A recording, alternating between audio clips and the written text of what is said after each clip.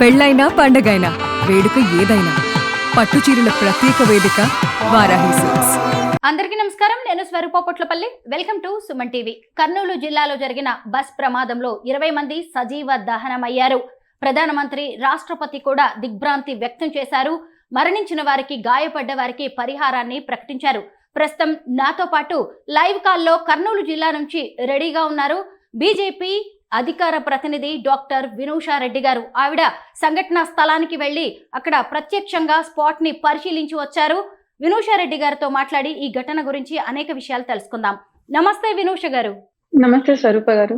Bus ప్రమాదం జరిగిన ప్రాంతానికి మీరు వెళ్లారు. అక్కడ పరిస్థితి ఎలా ఉందండి? స్వరూప గారు, తెల్లవారుజామున 3 గంటలకి బస్సు ప్రమాదం జరిగింది. మాకు ఇన్ఫర్మేషన్ వచ్చింది. బీజేపీ పార్టీ కార్యకర్తలకి మార్నింగ్ తెల్లారంగానే చేరుకున్నారు. అక్కడికి యాక్చువల్ గా 4 గంటల నుంచి కార్యకర్తలు, ప్రభుత్వ యంత్రాంగం వర్క్ చేస్తున్నారు. మేము కూడా ఎంత వీలైతే అంత త్వరగా వెళ్ళిపోయాము. బట్ చాలా హృదయ విదారకంగా ఉందండి. అక్కడ ఘటన చూస్తే బస్సు మొత్తం కాలిపోయి ఉంది. బస్సు ఇంకా కూడా అక్కడ లోపల కొన్ని శరీరాలు ఆ మంటలకి ఆకుతైపోయి ఇంకా కూడా కాలుతూనే ఉంది. కానీ ప్రభుత్వ యంత్రాంగం కూడా అక్కడ చాలా ఫాస్ట్ గా రియాక్ట్ అయ్యారు. అక్కడ ఏరియాని మొత్తం కూడా కార్డోనింగ్, అంటే చుట్టూ వాళ్ళు భద్రతా సిబ్బంది వేరే వాళ్ళు పోనీయకుండా అట్లా తగు జాగ్రత్తలు తీసుకున్నారు. ఫైర్ ఇంజిన్ అప్పటికే మంటలన్నీ ఆర్పేసినప్పటికీ మనకు ఆ పూర్తి దగ్ధం అయిపోయిన బస్సు, అందులో శరీరాలు కొన్ని దగ్ధం అయిపోయి అవి చూస్తుంటే మాటల్లో చెప్పలేని ఒక బాధ. స్వరూప గారు, కర్నూలు ప్రజలందరూ కూడా దిగ్భ్రాంతికి గురయ్యారు. ఇప్పుడు ఎక్కడ చూసినా అందరూ ఇదే మాట్లాడుతున్నారు.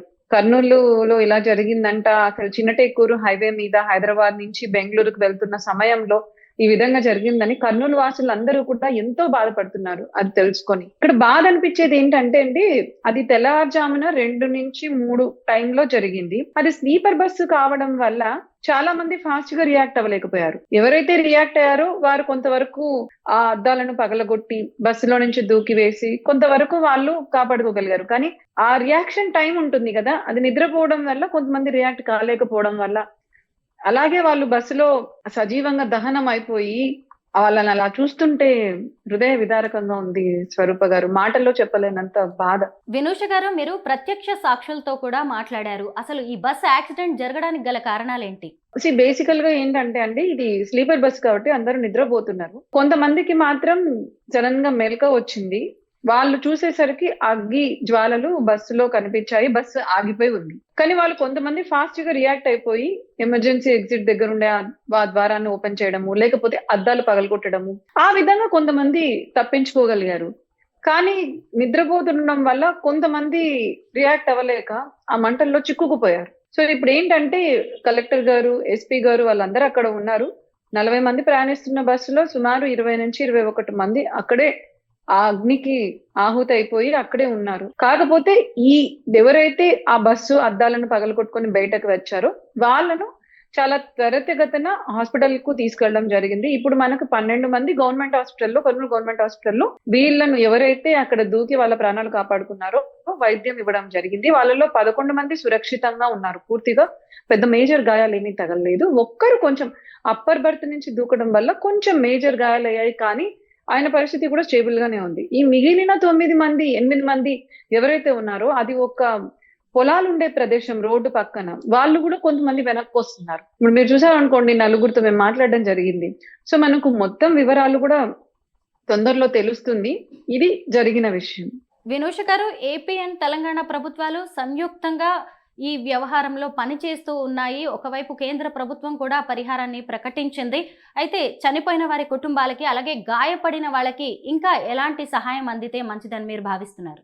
చూడండి, ఇది చాలా దురదృష్టకరమైన ఘటన. కానీ ఘటన జరిగిన వెంటనే రాష్ట్ర ప్రభుత్వం చాలా ఫాస్ట్ గా రియాక్ట్ అయింది. మనకు అది తెల్లవారుజామున జరిగింది 3 ఆ ప్రాంతంలో. అప్పటికే ప్రభుత్వ యంత్రాంగం అలర్ట్ అయిపోయింది. నేను చెప్పినట్లు 3:30 నుంచి 4 లోపల పార్టీ కార్యకర్తలే చేరుకున్నాం అక్కడికి. సో ప్రభుత్వ యంత్రాంగం కూడా అప్పటికి చేరుకునేసింది. ఫైర్ ఇంజన్స్ అక్కడికి వెళ్ళిపోయాయి. ఆ మంటలను ఆర్పడం జరిగింది. స్థానికులు కూడా వచ్చారు.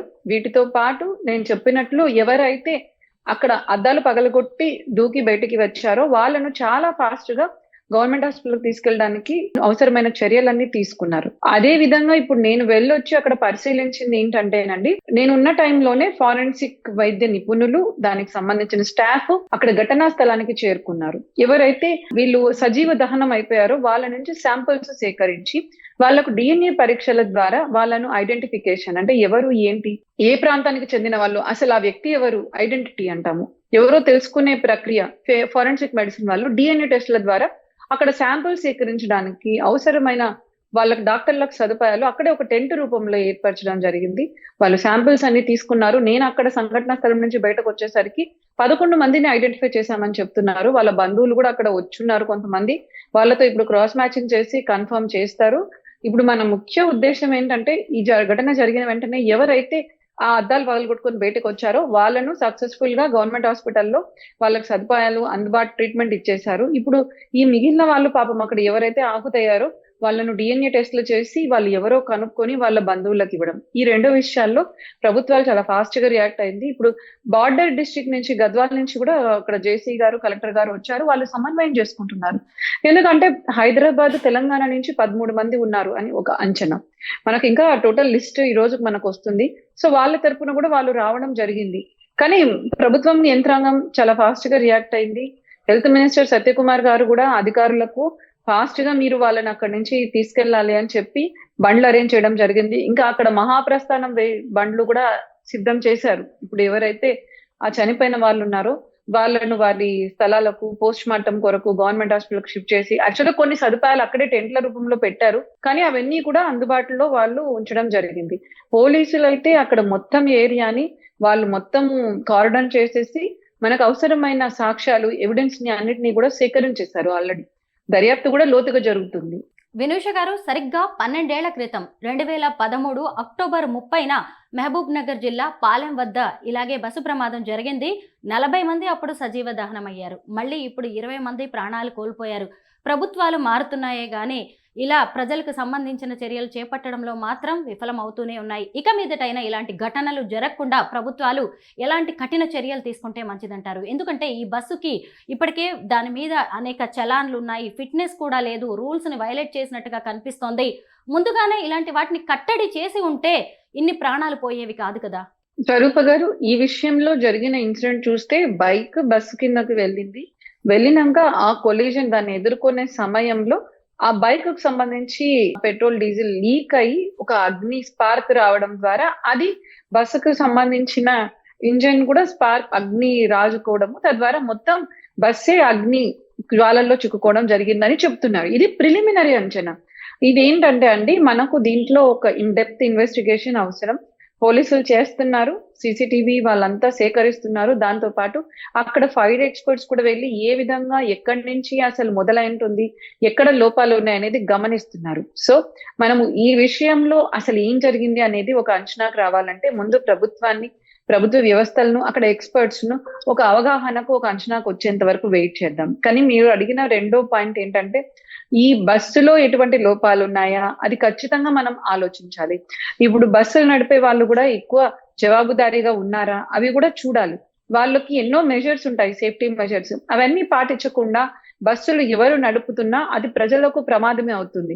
ఇప్పుడు కూటమి ప్రభుత్వం ఈ విషయం అనే కాదు, ముందు కూడా అన్ని విషయాల్లో జాగ్రత్త తీసుకుంటుంది. కాబట్టి ఈ బస్సులు ఎవరైతే ప్రైవేట్ బస్సులు నడుపుతున్నారో వాటన్నిటి మీద కూడా ఒక సూపర్విజన్ చేసుకొని, అదే విధంగా వాళ్ళు అవసరమైనటువంటి ఫెసిలిటీస్ ఉన్నాయా లేదా, అవసరమైనటువంటి మనకు స్టాండర్డ్స్ మెయింటైన్ చేస్తున్నారా లేదా అనే విషయం ఖచ్చితంగా కూటమి ప్రభుత్వం ఆలోచిస్తుంది.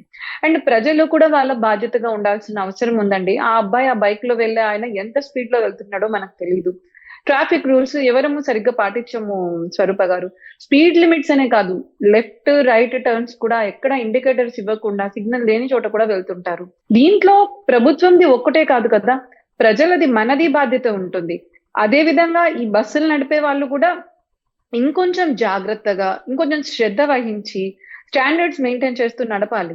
అండ్ ప్రభుత్వం కూడా దీన్ని సూపర్వైజ్ చేస్తుంది. మీరు అన్నట్లు మళ్ళీ ఇవి పునరావృతం కాకూడదంటే ముగ్గురం కూడా బాధ్యతగా మనము నిర్వర్తించాలి. ప్లస్ వాళ్ళకు కూడా బాధ్యత ఉండాలి. నాకు ట్రాఫిక్ పోలీస్ లేకపోతే CCTV లేకపోతే నేను సిగ్నల్ స్కిప్ చేస్తాను అనే ఆలోచన ఎవరికి రాకూడదండి.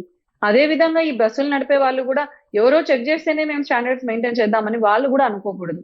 ప్రభుత్వం ఖచ్చితంగా వీటి మీద చర్యలు తీసుకుంటుంది. ఈ బస్సు నడిపే సంస్థలు సరైన ప్రమాణాలతో నడుపుతున్నారా లేదా అనేది కూడా వాళ్ళు చూస్తారు. బస్సు ప్రమాదంలో చనిపోయిన వారికి ప్రగాఢ సానుభూతి తెలియజేస్తున్నాం. అలాగే గాయపడిన వారు త్వరగా కోలుకోవాలని కూడా ఆశిద్దాం. Thank you so much Vinusha garu. Thank you అండి. వాళ్ళు త్వరగా కోలుకోవాలి ఎవరైతే గాయపడ్డారు. ఇంకా ఈ చనిపోయిన వాళ్ళ కుటుంబాలకు మేము ఎంత సంతాపం తెలియజేసినా అది వాళ్ళకి సరిపోదేమో పాపం. తెల్లారితే బెంగళూరులో చేరుకుంటారు అనుకుంటే ఒక్కసారిగా ఇలా తగిలేసరికి వాళ్ళ ప్రపంచం తలకిందులైపోయి ఉంటుంది. వారి ఆత్మలకు శాంతి కలగాలని కోరుకుంటున్నాం. నిజమేనండి, నిద్రపోయిన వారు నిద్రపోయినట్టే అనంత లోకాలకు వెళ్ళిపోయారు. ఆ కుటుంబాలు ఎంత దుఃఖ సాగరంలో ఉండి ఉంటాయో.